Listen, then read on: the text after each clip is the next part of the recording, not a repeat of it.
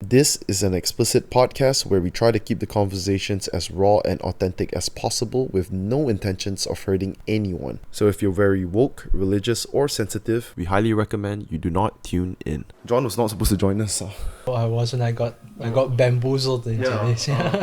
Kind of easy, like no resistance actually. We're pretty much rolling already. Oh, alright. Okay, let me just start off by saying this. So you guys have an Instagram page, Small Towns MY, where y'all do videos, photos, pretty much digital memories, archives of sentimental, nostalgic moments. Yeah. You know, to everyone watching this right now, right? If you're a Malaysian especially, have a look at their Instagram account, Small Towns NY. You guys are now on TikTok as well. Yes. Yeah, and I can guarantee that you'll get goosebumps just from looking at I would say the last 20 videos. Those are the ones that gone real big, right? Yeah. People don't know, but you guys been doing this for quite a while. Yeah. Didn't really happen overnight. But yeah, guys, go check them out. I'm here with John and Ash, the creators of Small Town MY. Have a look and enjoy the content. But before we start, guys, this is episode 45 or 46. Yeah, and I appreciate all the support that everyone has given me so far in just tuning in and watching. What I may ask in return is, it's a simple favor, it doesn't cost anything. Click that subscribe button, hit the like button if you enjoyed the video, leave a comment down there in the comment sections.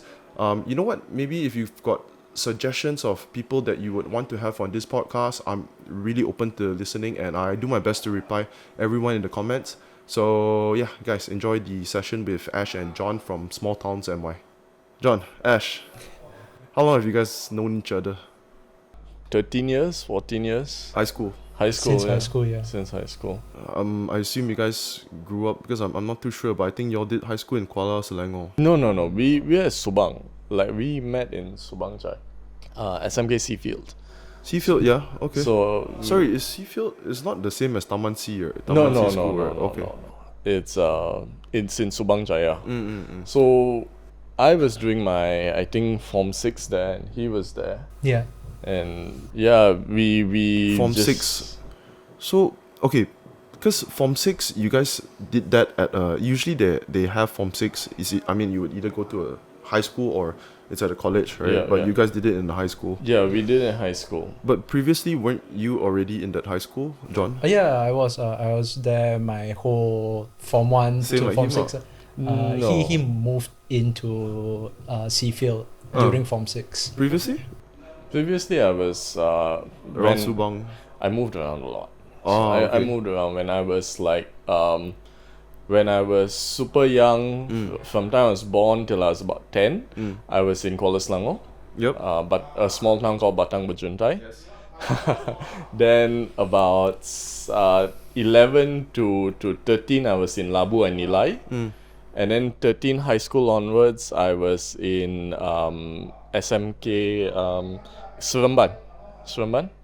So after that, I moved to Subang.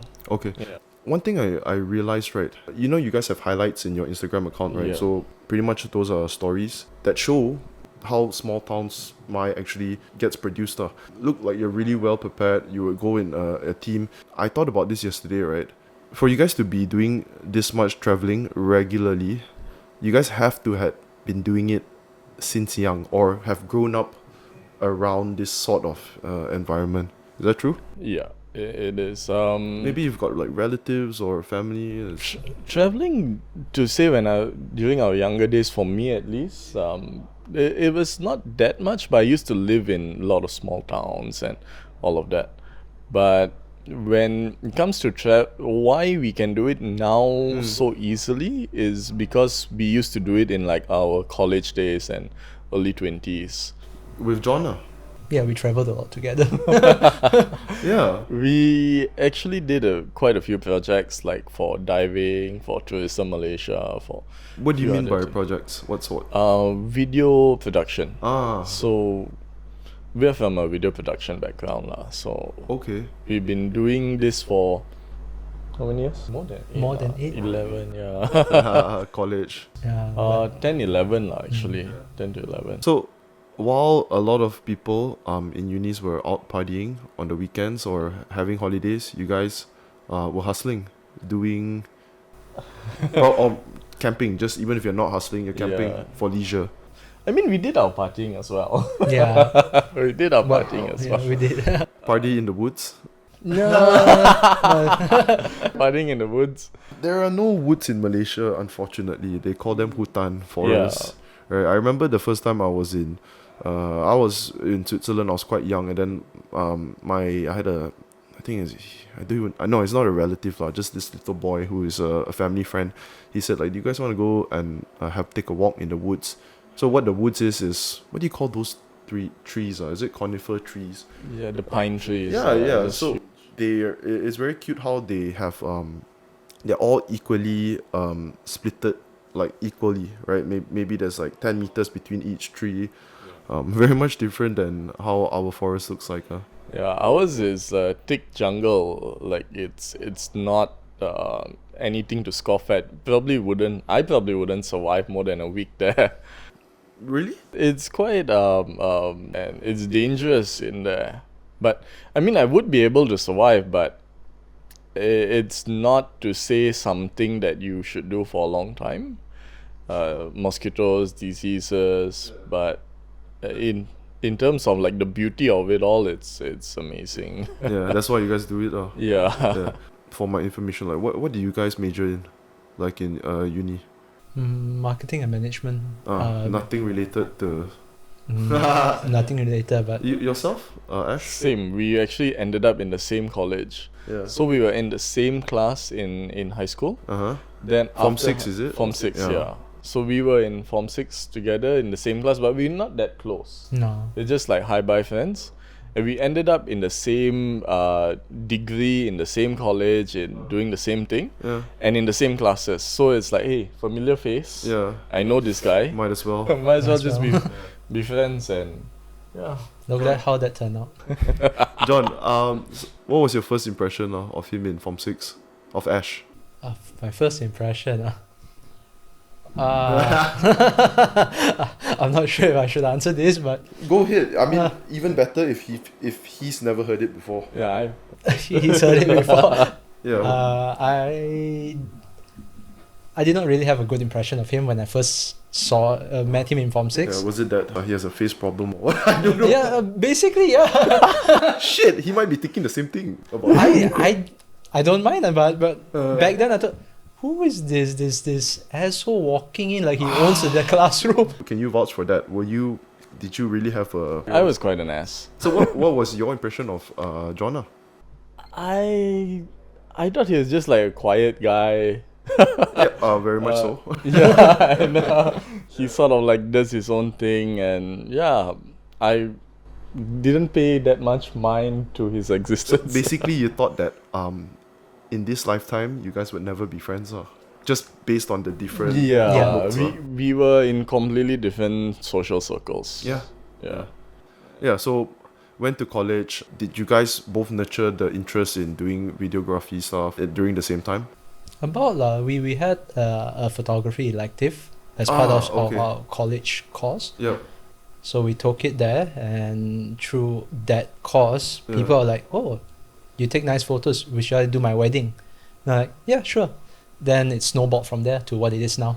So back then, like let's say your first deals was people. Did you guys promote it on Instagram? So that's why people No. were able to approach you, or That was Facebook. That was, that was a long time. Okay, That was Facebook. Facebook, but primarily word of mouth. Word of mouth. Okay. So you as well back then were also doing the editing already. Yeah, so I think at that time we were like 22, 23, so it's about 11 years ago, and we were just doing photos and just posting it on Facebook. Just like, hey, these are my photos. And some people in college itself, they liked it and they were getting married because, like 24, 25, early to get young, but a lot of them were getting married. So Is it early? I think in today's age, I think it is early, right? super early. Yeah. There's also this is often talked about lah. Divorce rates are a bit higher in today's age. Yeah. So started off with taking photos like wedding. we actually just wanted to explore the country. Just go to all these places that people say you have to go, like Tioman, Perhentian, Sabah, Sarawak. Started off with the more mainstream ones. Yes, it started off with more mainstream ones. But we started to realize that, between these locations, there are a lot of stops Yeah. that you can take. And those are like some of the best places, even better than the destination itself. So it's the journey that made it for us lah. Yeah. Like you just stop by like this small little town like Lenggeng, and you realize that, hey, Where is Lenggeng? Lenggeng is in Negeri Sembilan. It's Bukit Beroga. Yes. Yeah. That's quite popular actually. Yeah, Right. Bukit Beroga, it's like 30 minutes away. Lenggeng. Lenggeng, Yeah. Lenggeng. Just a small town. What's it like? As two rows of shop lots. Yeah, 2 rows of shop lots. And a main road. And that's it. That's it. Kampong houses around it, paddy field nearby, mountains at the back. And you have these kampong houses surrounded by coconut trees, and you have the mist coming down from the mountains covering the town. So when you stop there, you get it right away. You're like, oh wow, okay, I actually want to stay here if I can. Yeah. Okay. There's also another question I wanted to ask you guys. I mean, if you guys had to pick a town, right, where you would spend the next 20 years, I'm sure you guys have thought about that. 20 years. Yeah, 20 years. Or you can say the rest of your life. A retiring age. Perhaps. Honestly, haven't given it much thought. We're just like doing the day to day. I think I would have a few in mind, but I think I might be traveling between them. So I wouldn't like to be just in one place for 20 years. That's insane. So first choice would be where I am now. Batang Berjuntai is great. Like where I'm staying now. It's this like tiny little town that has everything you need. You're talking about in Kuala Selangor. Kuala Selangor. Yeah. So it's just off Kuala Selangor, and it's actually a bit closer to KL as well. So population is about less than 5,000, less than 6,000 people. Dude. Okay, that's real tiny. It's a tiny little town, and it has everything you need. The food is amazing. Serious? Like, the food is some of the best food. Okay, like what sort, like local Malay delicacies? Malay food is great, like the sambals and all that. Nasi lemak, one of the best nasi lemak, done by an Indian lady. Oh, like my favorite nasi lemak in the world. I mean, there are mamaks there as well. Yeah, mama. You're set now. Yeah, there are 2 mamaks in the town. 2 mamaks, yeah. So everything you need, and Chinese food is amazing there. You have like one of the best wonton mee. You'll have the pao and the dim sum and all, they're handmade like by some auntie, and then they deliver to the shop. So everything you taste there kind of is like how it should be. Not kind of like factory made and then sent to the shops. Okay, just to clarify, you are Indian, is it? I'm mixed. Muslim Indian. No, I'm Chindian. Oh, you're Chinese Indian. Yeah. And John, you're obviously full Chinese. I'm mixed as well. Are you serious? Yes, I am Punjabi Chinese. But I'm sure most people would never be able to tell, right? No. Some do. Some do. Half, is it? Primarily Chinese. I'm more Chinese. Like 3/4 Chinese. 3/4 Chinese, yes. Then that makes more sense. Half, I can't really tell. Yeah. I'm Okay. also actually 3/4 Chinese. 1/4 Indian. Yeah, but then the Indian gene is also quite strong. Quite strong. Quite strong considered. Okay. This one I never really talked about. But if I have family members listening, you guys know about Setiawan? Yeah. Yeah? You all know about Setiawan? So my family are from my grandma, right? Was the first generation that moved to Setiawan from China. Oh wow. For like I grew up around every year, we would go back a few times a year when I was younger. The town of Setiawan, which is in Perak. It's about an hour away from Ipoh. I think an hour from Teluk Intan, What I know about people from Setiawan, right, is they're really proud of anything that is from Setiawan, okay, which is their one thing that I've been eating since I was young is called kompiang. Have you guys had that before? Kompiang. Not sure. Not sure, like- Maybe. I'll give you some kompiang later after this show, right? Which now I think back, right? Shit, I should have give it to you guys here. So what's inside is pork fats, Okay. right? So it's a bread, like those hard bread, kompiang.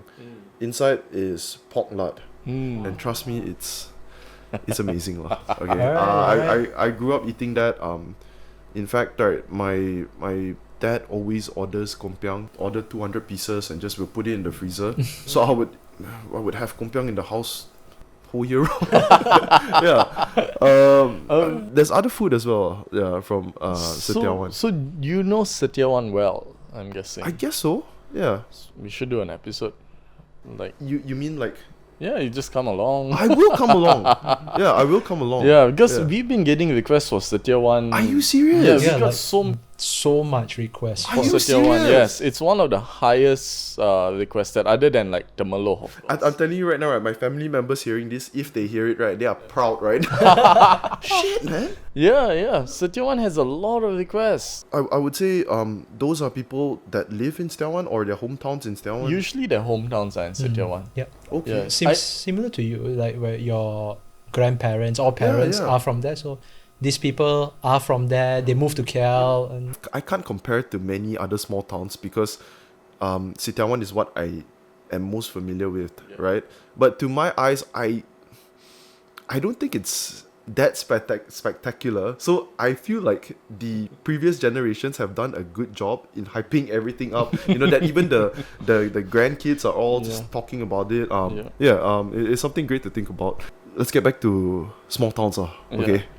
That's a big tangent. Yeah. But yeah, I'll pass you the kompiang later. You guys have a taste and we'll go to Setiawan next time. Yeah, let's Yeah. do it. Let's do it, right? Yeah. Okay. How often do you guys travel? Let's say for footage, to capture footage. We're traveling at least 2 weeks a month. 2 weeks in a 2 month. weeks. Okay. So 2 weeks in the month we are on the road or somewhere, going somewhere, coming back from somewhere, or maybe hopping the town. So it's 2 weeks in a month, sometimes 2.5 weeks in a month. So based on your Instagram feed, right? Like, Yeah. let's say if you guys were to post about Bentong yeah. or Telok Intan, yeah. is it set like, okay, I'm gonna do Telok Intan, I'll spend a week there, or do you guys go to multiple cities and the editing will take place after? It's like that. It's the second one. It's how. Okay. So we go to all these towns first. So we have a list of maybe 6 towns in a month. So we do. Which is 2 weeks worth. Yeah, it's 2 weeks. 2 nights, 2 nights, 2 nights, 2 nights, 2 nights. Yeah. So Not too long. Not yeah. We Good- only good- need good like time. 2 days to shoot. Oh, for them. sure. Yeah. Small towns, just in general, they are small. Yeah, they're too small. Yeah. Some were done in one morning, and we're like, okay, maybe we overbooked our stay here. Go to the local pub, or there's no pub, maybe a local Toddy shop sure got lah. Toddy shop. Bro, wait. You see, I've never been to. First time I've heard about Toddy, right? I'm Yeah. gonna sound like a super Mat Saleh right now. Okay, first time I heard about Toddy, I spoke with some Indian friends. Yeah, so they were telling me about Toddy, which is, I guess, is culturally it's from Indian Yeah, people, it's right? Indian people. So what is inside Toddy? Do you know what it consists of? I'm not too sure the Coconut. process. Is it It's coconut? Yeah, Alcohol. it's fermented coconut juice. So it's, I think they tap the main vein that comes out from the tree, and then they put a plastic bag or something. Then it collects there and it ferments. That's how I'm not an expert at making it, but maybe drinking it. Okay lah. Yeah. Sure. I'll find out when we go on our Setiawan trip. Yeah. What do you mean by Toddy bars? Toddy bars are basically just. Just remember you're just speaking to some KL guy lah. I really don't know shit lah. So yeah, do Okay, so a toddy shop is usually an Indian house that they make and sell their own toddy. from You their can- house. From the house, you can buy it, tapao it, go and drink in a Chinese restaurant, or you can sit down there. If they have a space, you can sit down outside and get drunk lah. What if you don't want to get drunk? Do the boss or what comes over and like, drink more. Yeah, tani dah. Drink. Yeah. Tani means drink or Tani means water in translated. that's the direct translation. Yeah, it just means water, but Yeah. tani. Yeah, which also means when people say drink, they don't mean drink water lah. They mean Yeah. drink alcohol. So how do you find out about these type of local toady houses? It has to be from word of mouth, right? It's usually word of mouth. Usually if like we're in the town, sometimes for maybe a couple of days, we tend to make friends with the locals there. We just, sitting down at the restaurant, taking like our cameras and making videos. They tend to come up and ask us, hey, what are you guys doing here? So when they do that, like I guess you would say that almost every time. yeah, almost every time. How just to have a picture of it, right? When you guys would like go on a trip, how many people is usually with you? 2. No way. Yeah, this is true. The ones that I see, because I see on stories and like you guys got 4-wheel drives. Those are different occasions. Oh, those are different occasions. Yeah, the one you're like going with the whole party. Yeah, that's like for events or maybe max 3 or 4 if we have friends from the town. So if you're from Satyawan, then we'll have 3 people. So you want to bring your girlfriend, your friends, whomever, yeah, that would increase the number lah. Yeah. Do you have any idea of how many towns that you guys have covered already? It's like just any rough idea, man. I think about 30 right now. Is it? I haven't counted. So the page started out as my personal page. So I was doing my drone shots, taking my photos. Then Which is, you're talking about small towns account, right? yeah, the small towns account itself. If you look before, like I think 2 years ago or last year actually, Yeah. it was not small towns content. It was just my photos, my videos, Yeah, I whatever I saw. was taking.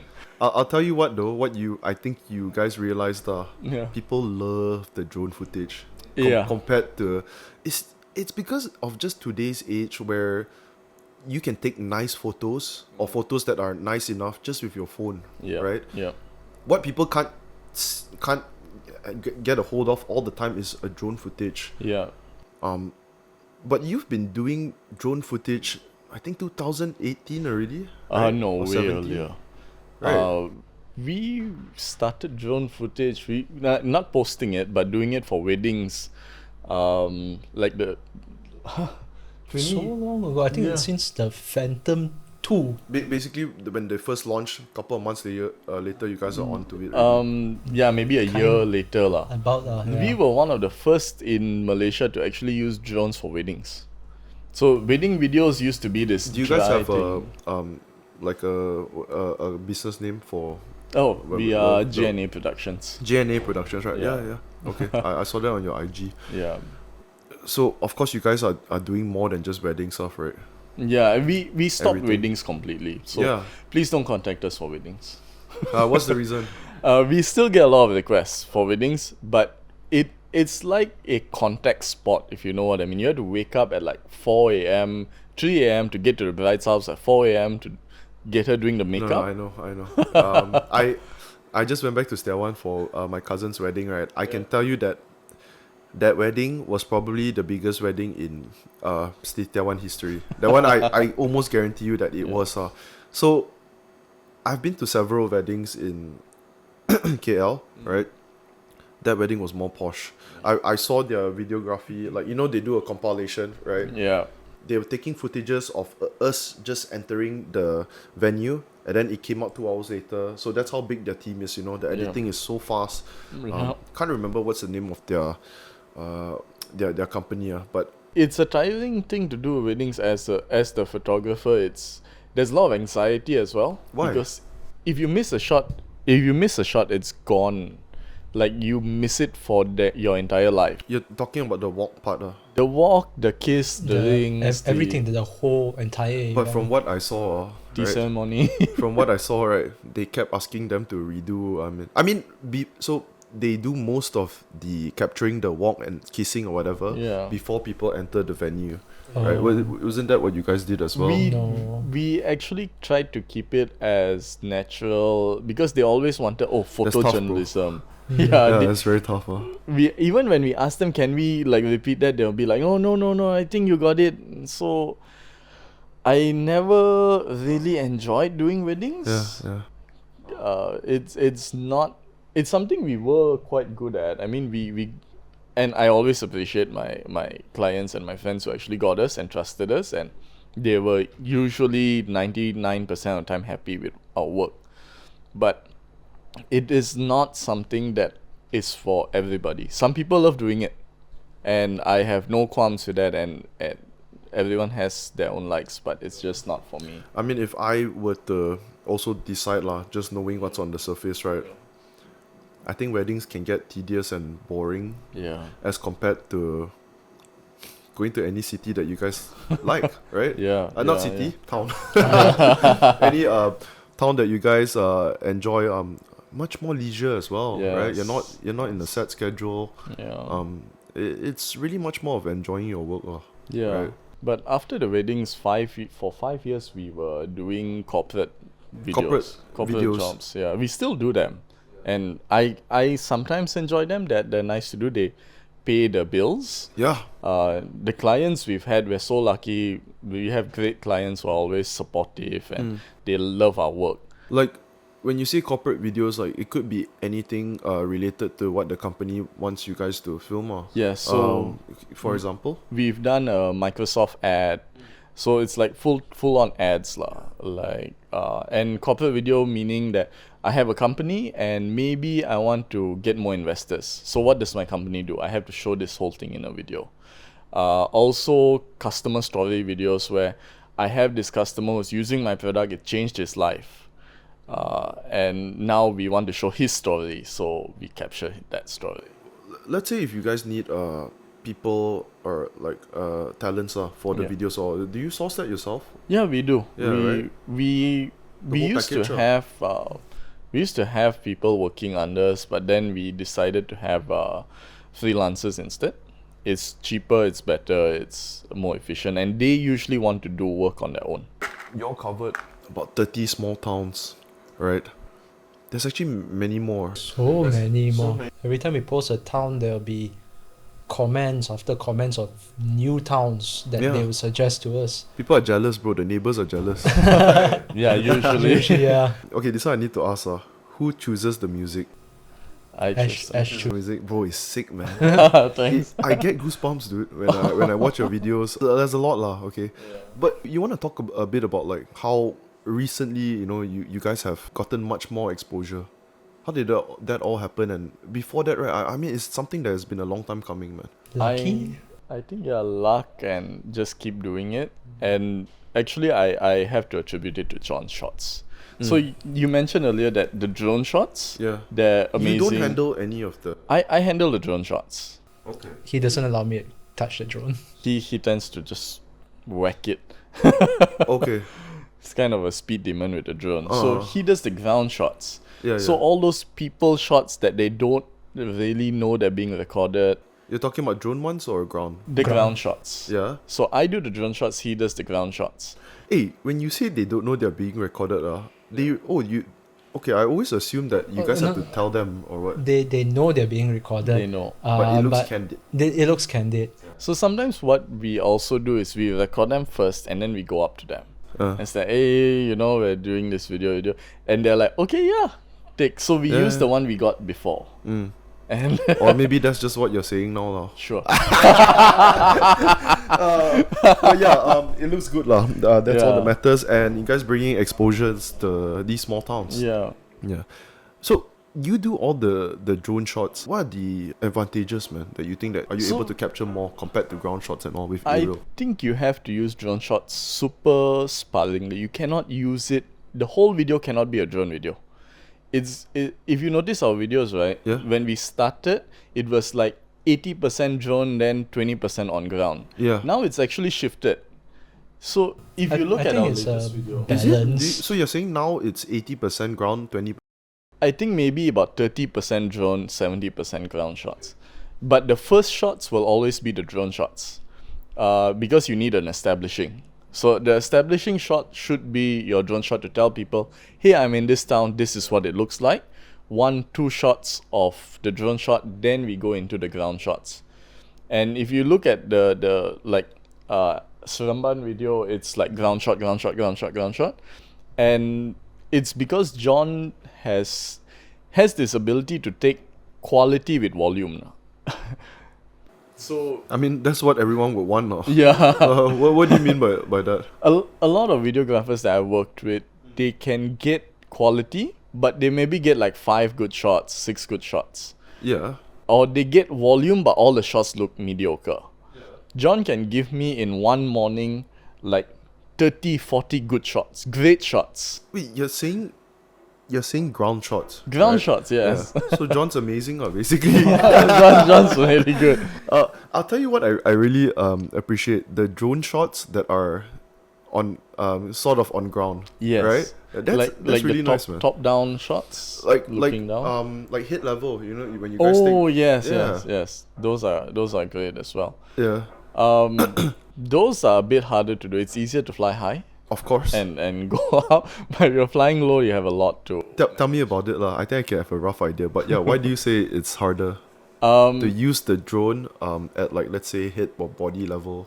hit body level, I think mostly it's because you're gonna run into people. Dude, people will be freaked out, you know. They're Yeah. like, what are you? Yeah, what's this guy doing? Flying indoors is like a big no-no. And I mean, it's for some people who have heard about drone attacks, you know. Yeah, I don't know. Yeah, but so common reaction, they're shocked, they're weirded out. So I will usually get a lot of people, especially when I launch off my drone and I'm there at my car. They'll come up to me like, "What apa, dek? What apa?" And Local kids, no, the usually old men first. Small towns are filled with old people, so they will come up to me and they'll ask, "What apa? Ini apa? Main game ka?" yeah.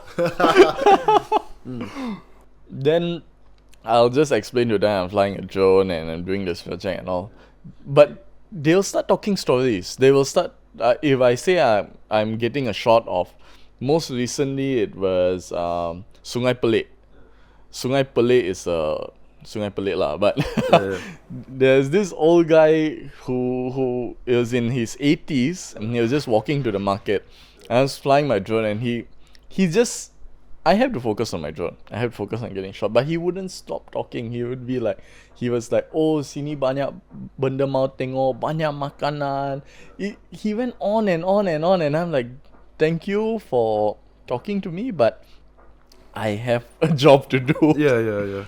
Yeah. But of course you do feel that way when you are recording and all. Yeah. But once the cameras are down and you're in that town, you kind of would you call it a disconnect or? You know what I mean? Like what people like to say, like they go camping and then disconnect from the city life. To be very honest with you, I haven't lived in the city for the past 3 years. So That's not that long, yeah. right? When you say haven't lived in the city, you mean you haven't lived in Subang lah. Yeah, I haven't lived in Subang and in Penang. Like I've been living there for in Kuala Selangor for past 2 years. I've gotten quite used to it, but I wouldn't say it's a disconnect. I would say that I love being in these small towns because of those people as well. Like after we do our shooting and all and we're sitting down at a restaurant like just eating, Yeah. they would come up and just talk to you, like have a normal conversation, and it's nice to hear what people have to say about their own town. It is. It's very chilled as well. That's also another question. I mean, another thing that I wanted to talk about, right? So, what is it about these people? You know, people who have, let's just say, people who have never left the kampong, the small town, compared to the people from the city. You know, you often hear it. You know, they're friendlier, Yeah, which I'm very sure. Can you guys agree to that? definitely. Yeah, they are friendlier. Why so? I don't know. You don't know. I don't know why. You definitely know better than me, lah. I think it's because of the size of the town itself. Yeah. Like everyone knows everyone, and if you don't want to, if you want to live peacefully in such a small community, you kind of gotta be nice to everyone, and I think that kind of plays a part in how they. It is. I think in general as well, like if you stay in a smaller town, right, you're going to be more connected also to people. There's also a downside to it where you can't be so private when you're in Yeah. a small town. I'll tell you a little something. So my cousin told me this story. He was in Stiawan. I mean, he lives in Stiawan, right? So one of his friends' dad, right? They found out that the friend's dad is not a close friend. Okay, friends or what dad is sleeping with the housemate, right?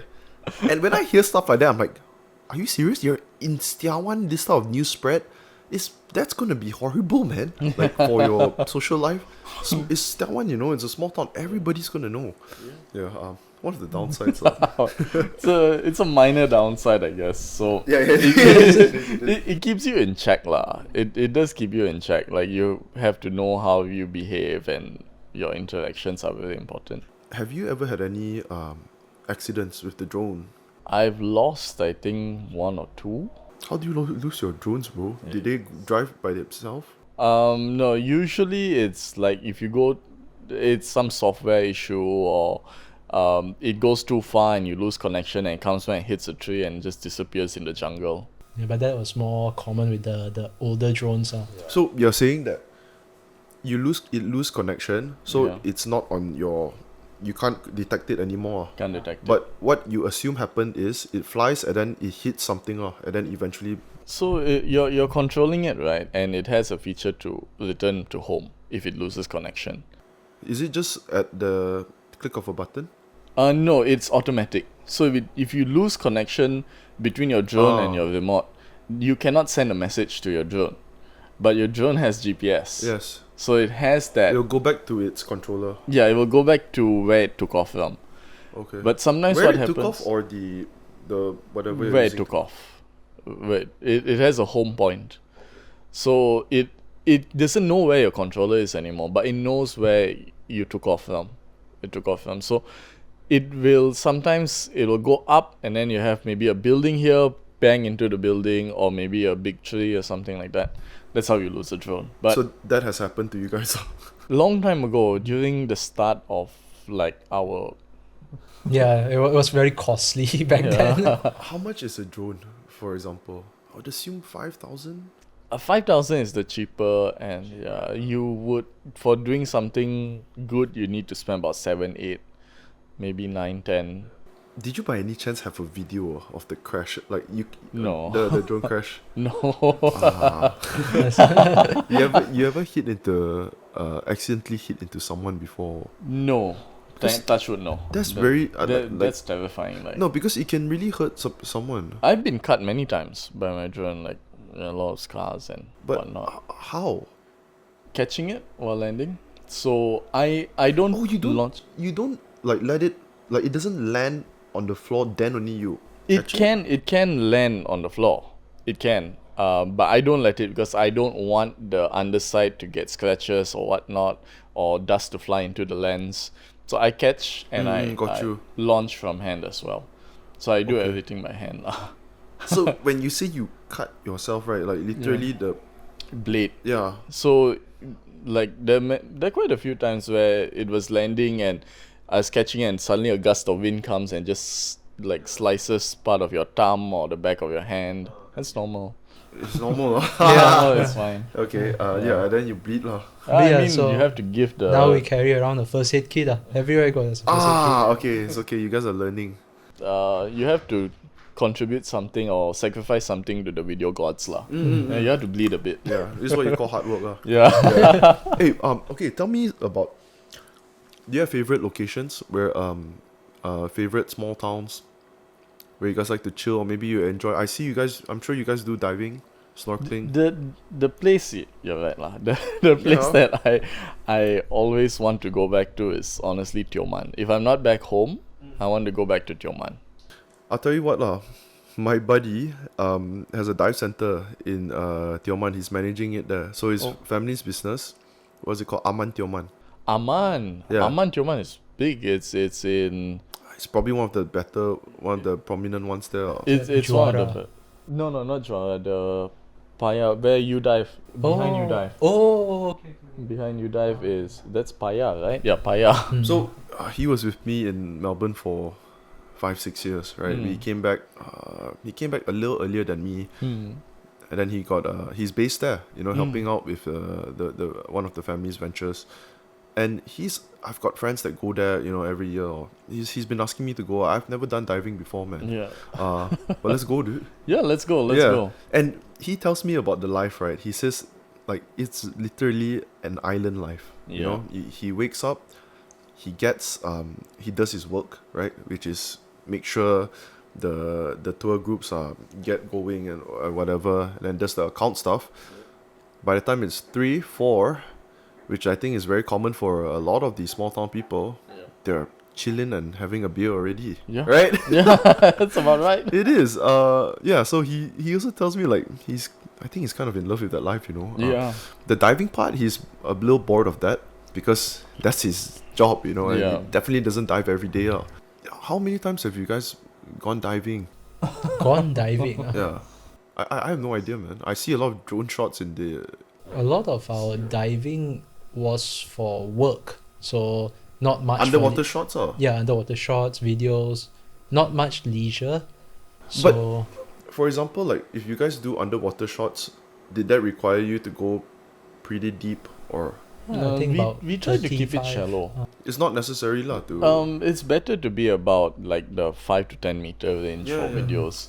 If you're going super deep, you get too dark and there's not much. Just pressure to your... And the fish are not so plentiful deep down. So how many times have you guys done it? Countless lah. Oh, serious? Yeah, because like we're supposed to have a logbook for divers. So like every dive you have to count your dives and you have to Right, write like a the journal, specifics. basically. So after the I think 100 dive or What so, the? Oh my god. And you're saying that most of this is business? I mean for work. most of it is for work. So one contract maybe requires us to dive like 5 times. Even like I think beginning of April we'll be going to one of the islands to dive for work as well. Who are the clients? I mean, don't have to say the names. Yeah. Yeah. Usually it's like oil and gas companies, Oh, okay. conservation groups, a Wait. lot of conservation groups. Why do they require you to... Like, why is it on a contract basis? Like, how come it's not like a one project thing? Like, they want you to shoot one video or... It's I mean that's what I mean lah. It's like a contract. So project lah. they Yeah. want you... You're saying, like, maybe they want you to do 5 videos, Yeah. Oh, okay. Yeah. So each dive is a video. I would say sometimes 5 dives can be one video. So you need to get enough shots to put into one Damn. video. Yeah. 5 dives just for one video? Yeah, That's... because each dive is like 45 minutes max. Oh, okay. I forgot about that. Yeah. And the underwater conditions may not be favorable. Sometimes there'll be a lot of debris. Sometimes the sunlight's not good enough, or things like that. So Honestly, the max dives I have done in a day is 4 dives. You can probably do 4 dives Dude, in a that's day. probably damn tiring. Oh, fuck diving, man. I Yeah. hate it. Like, Do you have any... For me, right, I think maybe this is something that once you try it and then it'll probably go away or vanish, but I just can't help but think, like, it's damn scary, man. Right? not really, man. Not... I mean, I'm talking about not diving near the shore, Yeah. just Can- like... Can because- you swim? I can swim, but Okay. it's not about the swimming part, right? It's about... That deep darkness. It's about... Yeah, it's dark. And, okay, would you dare to dive in the dark with night vision? If it's not for a project lah. with a torchlight, yeah, sure. You would. Yeah, I we, would. we have done night divings in like pitch black. But that's for work, right? Half. Okay, so sometimes after our work, the night dives are actually for fun lah. Yeah. Because Personally, I don't really like the night dives. so we were actually stuck in Tioman for 3 months during the first MCO. Oh, that must be fun, right? So we kind of got sick of like Drinking? drinking for fun. No. Oh yeah, I got sick of drinking as well. Alcohol is cheap there, so Yeah, I think my buddy was telling me, like, a carton for 60 ringgit? yeah, about yeah. Yeah, because tax-free, You get a carton for 60 ringgit. How much is it in? I think in general it's about 100 plus. 140. Yeah, so it's Yeah. about less than half the price, man. Yeah. It's basically $2, $2.50 for a beer. Yeah. Yeah. Something like water. We were drinking every day on the island. What else are you gonna do? Right? That's what my buddy always says. Like, Yeah. wait, there's nothing else to do. Yeah. It's fun for him because he also gets to meet a lot of tourists. That come. You drink with the tourists and all. So that's his entertainment lah, which is every night. That's a very chilled life. Yeah. No, back to like just being scared of the sea, right? You guys were never, like, even at the start, did you have a fear of like diving or the unknown, basically, which is pretty much what the sea is, right? Majority of it is unknown. For me, I guess I was a little bit anxious at first, but once you get in the water, I guess for me it was okay. You just like calm your mind and then just go with the flow kind of thing, you know? You know how it's very common for people to say, oh, careful, there might be sharks. But what my buddy tells me is 90% of the sharks or 99% of sharks, they're all passive. Yeah. Malaysian sharks are really chill with people. But I have this thought in my mind, like, yeah, they're passive, but what if he's having a bad day? You know what I mean? Like, It becomes passive aggressive. maybe. So I went to Genting Sunday. Right? Have you guys checked out the new Genting theme park? No, not yet. Last time I went, I was in high school. Right? Had a school excursion. I think maybe last time you guys went was probably before they renovated a long time ago. Yeah, before they renovated. Did they renovate it? Yeah, the Fox. No, it was a long renovation, man. I used to be really excited for roller coasters when I was growing up. You know, I'm lucky enough to have been to Disneyland, Universal Studios, and I would love roller coasters. But then I got a little scared, man, the last time I went, which was on Sunday, because I don't know, man, maybe it's just some things that when you're older, right, you start to think about, like, hey, the truth is, right, it's really fun and all, and it's going really fast, but just one minor error and you're dead, dude. You're dead. And even if you survive, right, you'd rather be dead. I think for me, if you ask me to choose between like diving or like going on a roller coaster, I choose diving. Because if you die while diving, it's on your own hands. You have control. You know, you have to monitor your air, you have to monitor your depth, you have a dive computer that tells you you're going too fast, too slow. So if you have your technical abilities there and you know what you shouldn't do, it's super safe. But at the same time, right, that's if you are having issues with your gas tank or what. Yeah. What if something comes and eat you, lah? Right, is that at your own hands? Would you say that? Things are not gonna eat you, lah. I mean, not in our experience. Not in our waters, no. I can't guarantee it. But I have this, I'm skeptical, you know, because my Yeah. cousin says that, right? But I don't know why a part of me just thinks that there's probably some attacks, you know, but they just don't talk about it because it's bad for business. One of my friends has seen a bull shark in Malaysian waters. Bull sharks Yeah. are like huge. Which is known to be aggressive as well. Yes, but he just swam away. The shark swam away. You guys also probably seen many sharks. A few. Quite a few, yeah. I guess you'd probably be more wary of jellyfishes than a shark. Jellyfish, yeah. Jellyfish are You just the can't enemy. get close to them. Yeah. I mean, thankfully they're not active swimmers, so it's quite easy to just. The most dangerous thing in the water is yourself. Like, Responsibility. Yeah. Okay. some people stay down too long, then they come out too fast, then they get the bends, and then they die of what? DCS? Decompression sickness. Decompression sickness. Which is something to do with the... Nitrogen. So when you're breathing the air, it's compressed air, like underwater because of the pressure.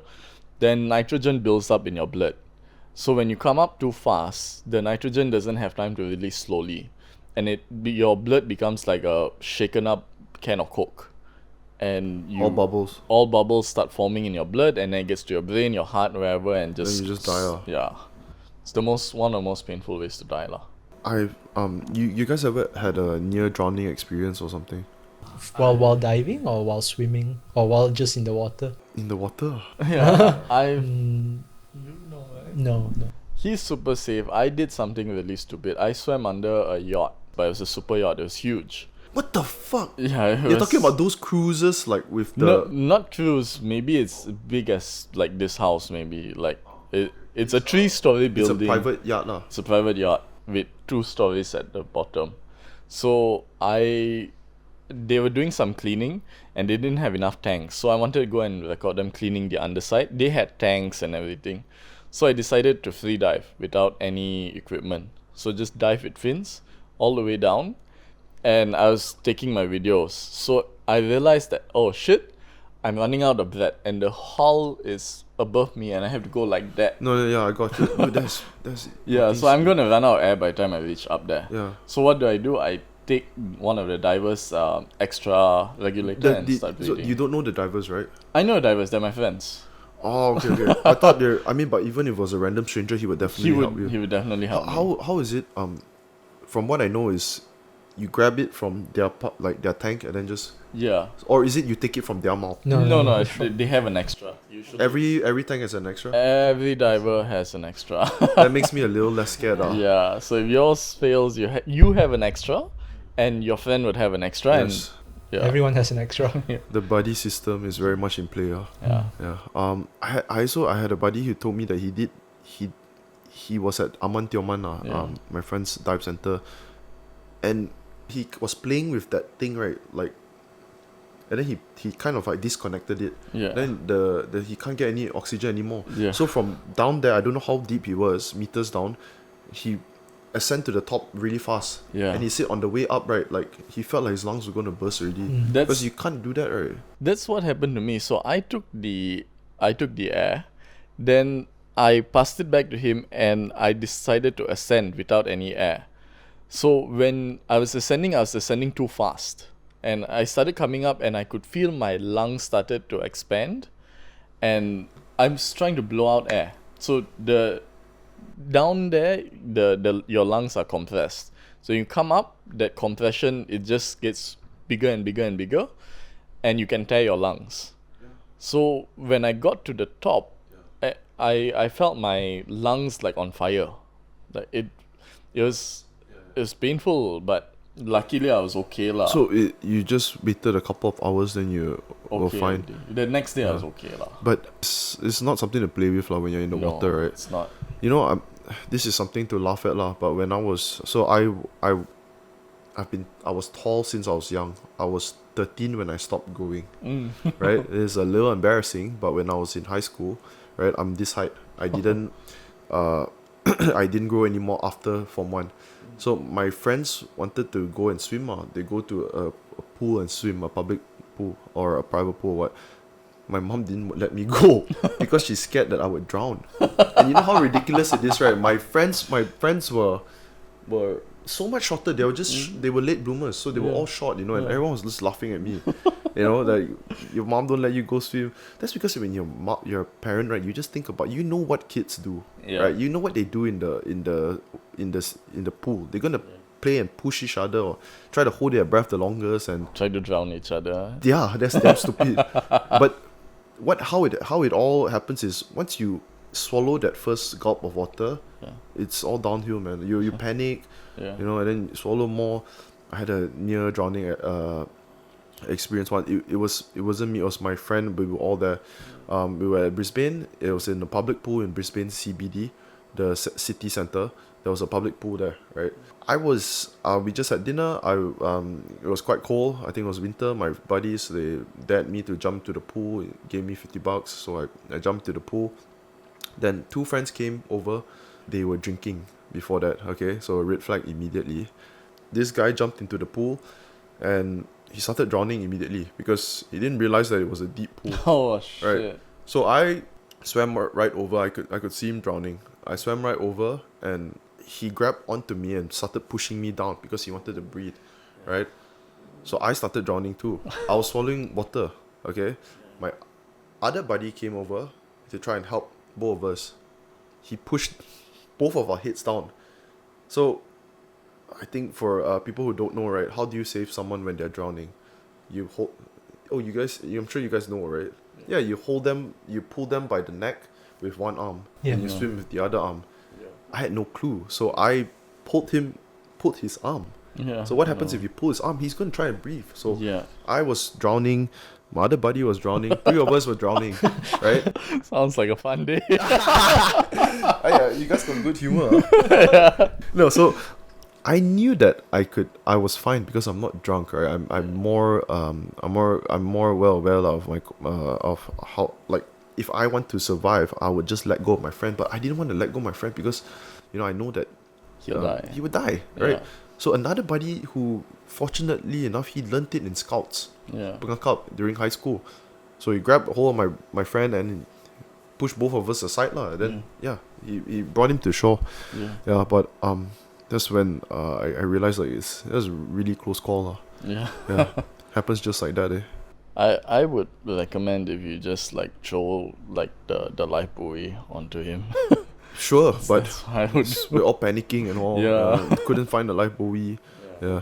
Okay, guys, back to small towns, guys. When you guys started, right, like, where did y'all actually think that this would go, man? It was a passion project. We didn't have any plans for it to go anywhere. It seemed that way, you Mhm. know, like.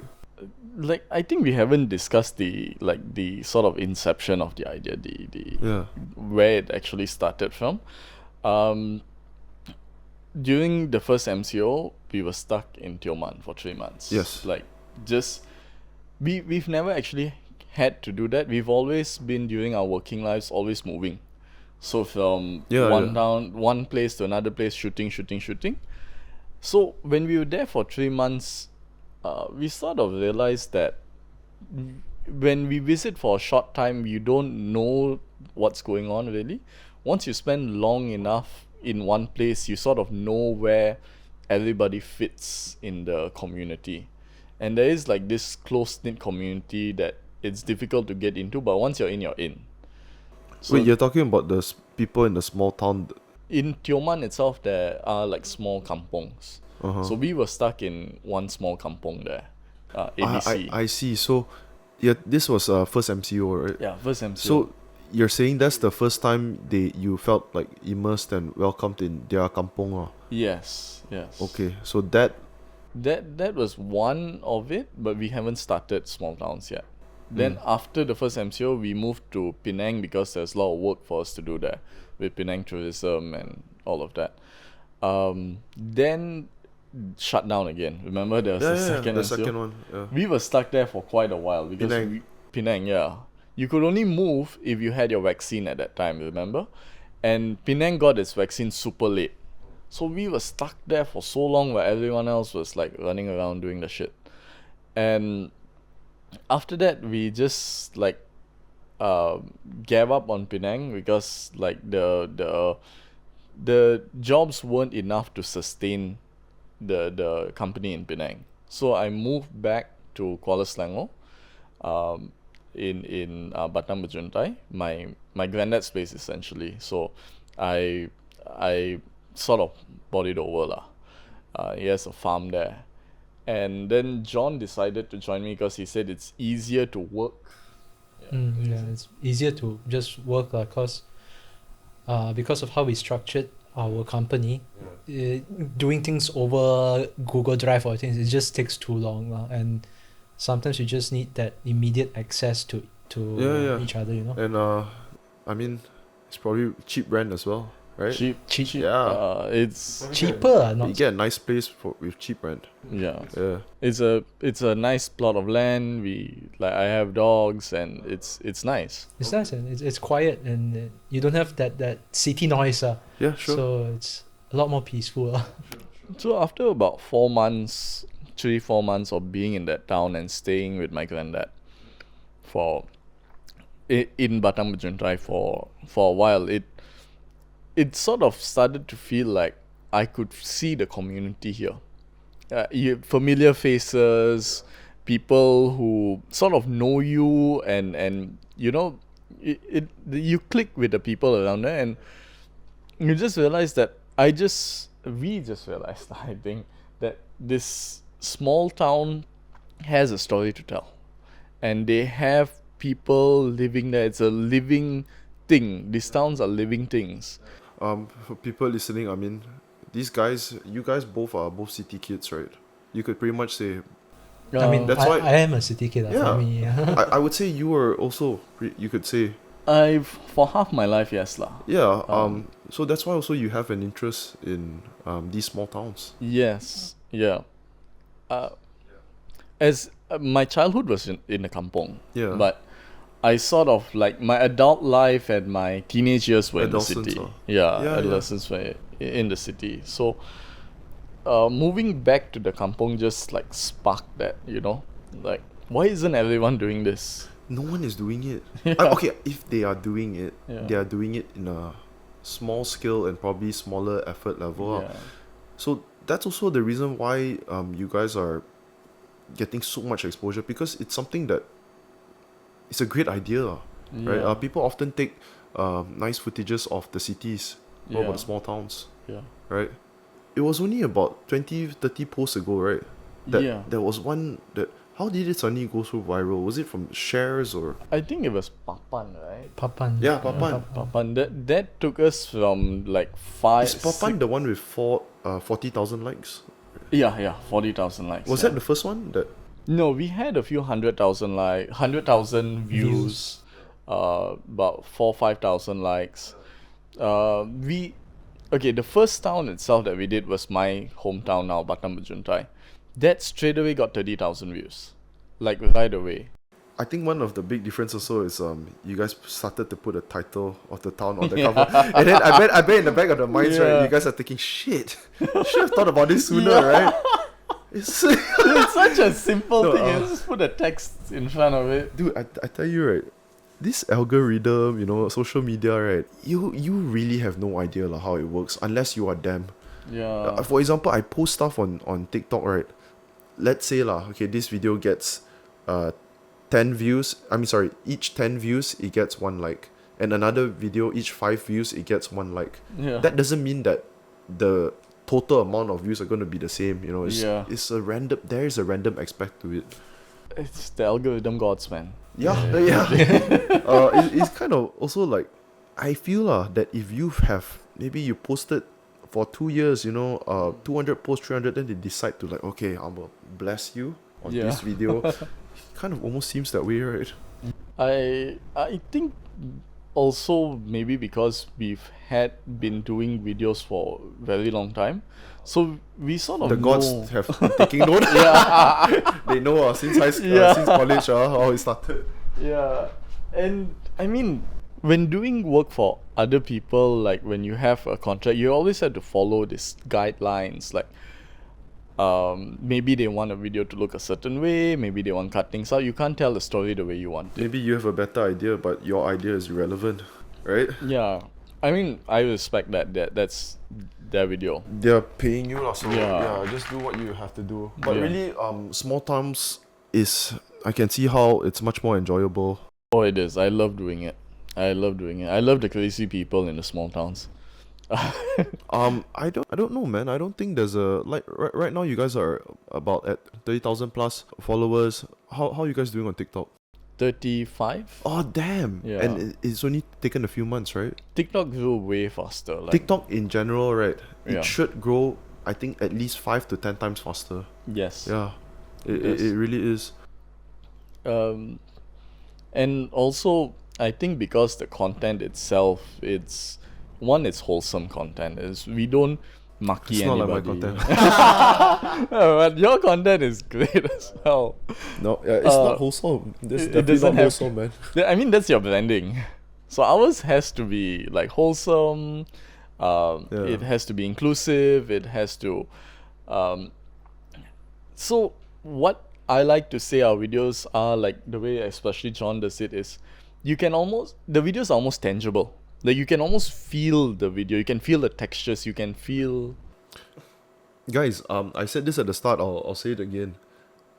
Watch a video or a couple of videos from Small Towns MY, Small Towns My or Small Towns MY, and tell me that you're not moved by the video after you watched it. Because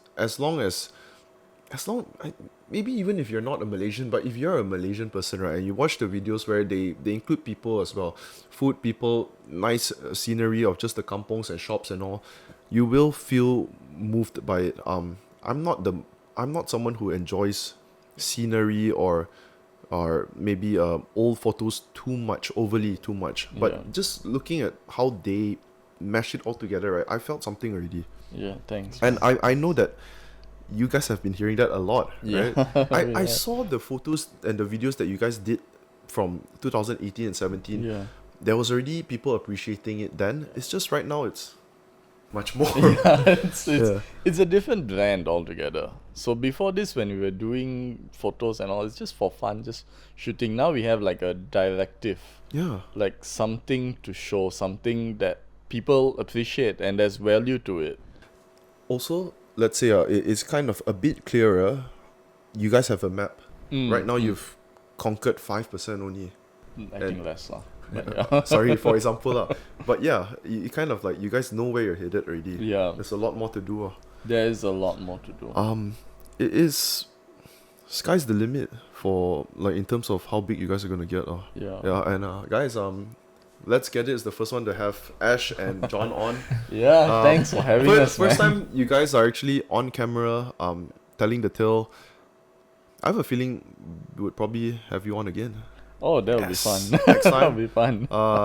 Let's go take a trip together. You Yeah. know, would love to see how it all goes down. Yeah, and next time maybe we can bring some like things that we find in the small towns, like Yeah. handicrafts, food. No, dude. Yeah. Yeah, Yeah, we can try delicacies. it. Oh, hey man, maybe if next time we were to do a podcast together, we'll eat that in front of the camera. Yeah, lah, okay, let's people do want that. to see. If we'll you're talk lucky about- enough, if we haven't eaten them first. bring extra lah. Need to show lah. Okay. Okay, guys. Last few messages. What is next for small town or in the near future that you guys have planned, or maybe long term future? Huh. Yeah, take your time. Soalan susah ni. Long term. No, you guys are doing great, bro. Long term is just trying to keep up with doing the small towns thing as much as we can. Yeah. Try to get better with every video kind of thing. It's But really too good. other than that, right now I think because we just finished a round of shooting, and so for the foreseeable future, Yeah. we'll be spending our time editing those. Okay. Let's say right now, I just want a rough idea. How many hours of footage do you have? Hours of footage. Okay. Like I mean new ones. New ones. Okay, per town, there's about 2.5 to 3 hours of footage per town. Not too crazy. Not too crazy. You guys are efficient, I mean, but all of it is chopped up into like 15-second Yeah, parts. exactly So, right. Yeah. No, but I mean, there's probably people that would, if they're not so efficient, they take 5-6 hours of footage. I mean, you know? if that's their style, but Yeah. we prefer not to do that. Yeah. Total, I think we got about 30-40 hours Ah. of footage to go through. Lots of content, man. Lots of content, yeah. And there's a lot that actually doesn't make it into the final output.